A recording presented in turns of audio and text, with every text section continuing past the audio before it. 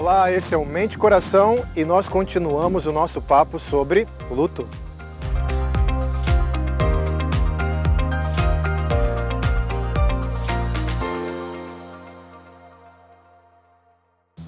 Ouça bem essa passagem, olha que maravilha. 1 Tessalonicenses, capítulo 4, versículo 13 e 14, diz assim: Irmãos, não queremos que vocês sejam ignorantes quanto aos que dormem, para que não se entristeçam como os outros, que não têm esperança. Se cremos que Jesus morreu e ressurgiu, cremos também que Deus trará, mediante Jesus, e com Ele, aqueles que nele dormiram. Ora, tem duas maneiras de você passar pelo processo do luto. Para processar essa perda que você tem aí mastigado ao longo dos dias, com Jesus e sem Jesus, com esperança ou sem esperança. A maior parte das maneiras que o mundo oferece para nós lidarmos com a morte de alguém envolve distrações. Você tem aí um investimento pesado da sociedade, por exemplo, no entretenimento. Ou então você tem um investimento pesado para manter as pessoas ocupadas trabalhando. Eu conheci uma pessoa que, diante da perda de um neto, teve que se afogar no trabalho. Essa pessoa procurava tudo para se fazer. Se precisava pintar uma parede, pintava. Se precisava reformar alguma coisa, reformava. Se precisava varrer, varria. E eu me lembro das pessoas dizendo assim, é a forma dessa pessoa lidar com a perda. Só que essa pessoa ia fazendo esse número de atividades até o ponto de esgotamento. E o fato é que ela não estava encarando as suas emoções. Ela não estava encarando os seus sentimentos. É necessário encarar a perda. É necessário que nós não busquemos os atrativos desse mundo. Olha, você vai poder assistir muitas séries. Você vai poder assistir muitos filmes, se é a sua praia. Você pode fazer uma viagem, você pode fazer o que você quiser. Você pode tentar buscar as gargalhadas de novo. Você pode tentar ignorar o momento do choro, do lamento, do luto, mas não vai funcionar. Mais do mesmo desse mundo não funciona. Você já deve ter percebido isso. Eu queria que você notasse que Paulo não diz que você não vai sofrer. A preocupação de Paulo era orientar a igreja de Tessalônica na forma de se lidar com a tristeza. Não se entristeçam como aqueles que não têm esperança. Então, há uma forma de você viver a sua tristeza do luto tendo esperança. E o texto mesmo aponta para isso. Essa esperança vem de um fato. Olha só, eu queria que você pensasse nessa palavra terrível, a palavra morte. O que ela te traz? Talvez o que ela mais te traz seja a distância da pessoa amada. Não está mais aqui perto de mim. Não está mais ao alcance de um abraço, de um aperto de mão, de um beijo. Você não sente mais o perfume, não ouve mais o timbre da voz da pessoa que você ama. Essa distância ela é terrível. Mas eu queria que você também se lembrasse de um momento da sua vida onde um ente querido, alguém que você ama muito, fez uma viagem. Já aconteceu isso com você? Fez uma viagem, foi para outro país, foi para outro estado, foi para outra cidade. Ou então foi internado numa ala do hospital em que você não tem acesso e ali ficou por um bom tempo. Houve algum momento na sua vida, certamente, onde um ente querido não estava ao seu alcance. E conforme o tempo ia passando, você tinha que lidar com uma coisa, um sentimento específico. Saudade, não é? Eu tenho saudade do meu pai, da minha mãe, dos meus avós, dos meus filhos. O Júnior está estudando lá no exterior, já fazem 2 anos que eu não o vejo. A vovó partiu para sua residência natal, lá para o sítio. E eu já não tenho mais tanto acesso. Os meus pais estão num asilo e eu estou morando numa outra cidade, num outro lugar.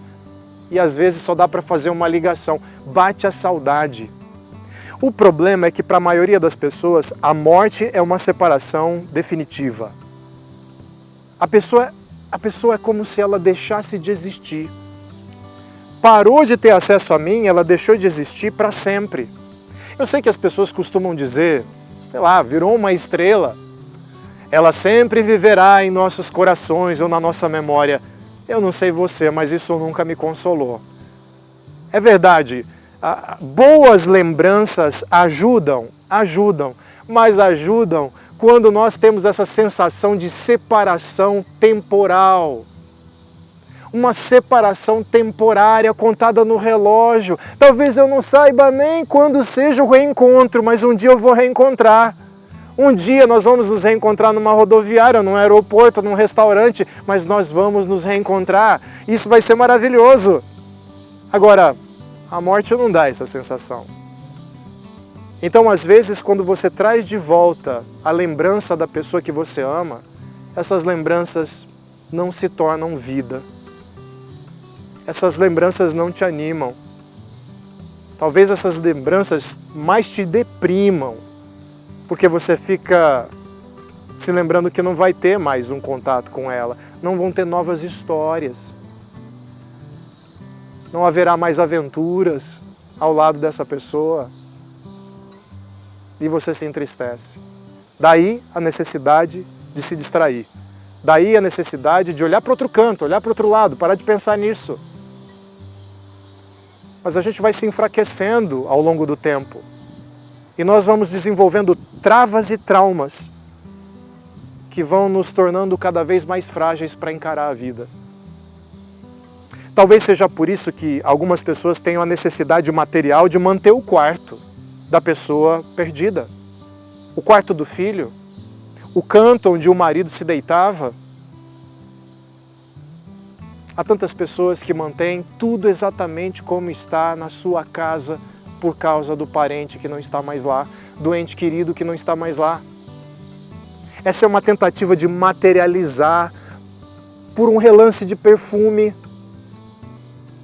pelo toque numa roupa específica, tentar trazer de volta essa pessoa.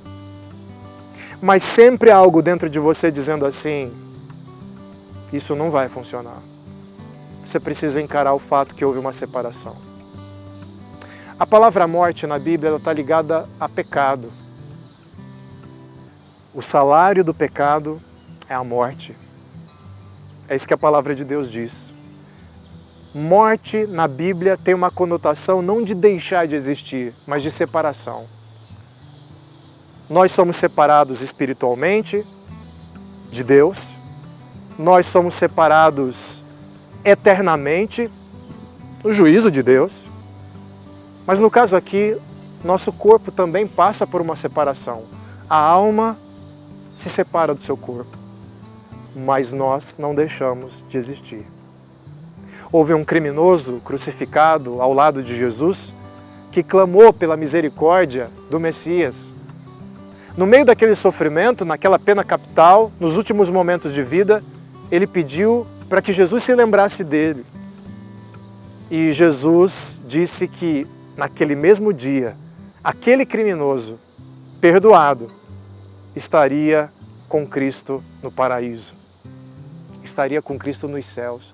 Ora, se aquele corpo iria ser sepultado posteriormente à morte, como é que aquele criminoso podia estar com Jesus em algum canto, em algum lugar?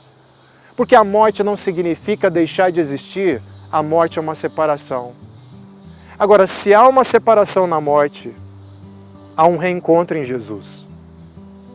Porque o que acontece com Jesus é algo inacreditável para muitos, mas é algo testemunhado por Deus aí no seu coração.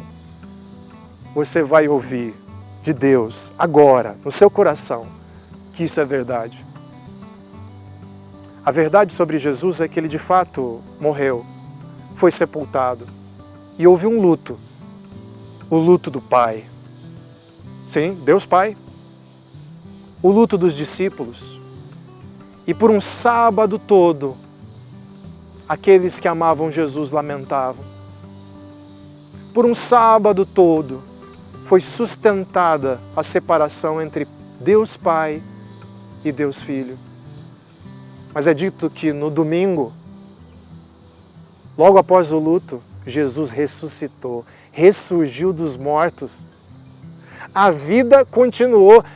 Ou seja, sim, a morte é um tipo de separação semelhante à viagem, mais trágica, mais dolorosa, mais impiedosa. Rasga o coração. Mas e se eu dissesse a você que haverá um reencontro?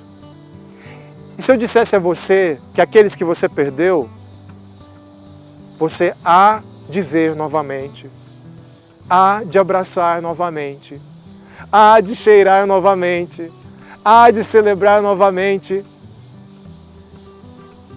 Às vezes a gente lê histórias de famílias que se separaram durante décadas e tiveram a notícia de que talvez os seus familiares estivessem mortos.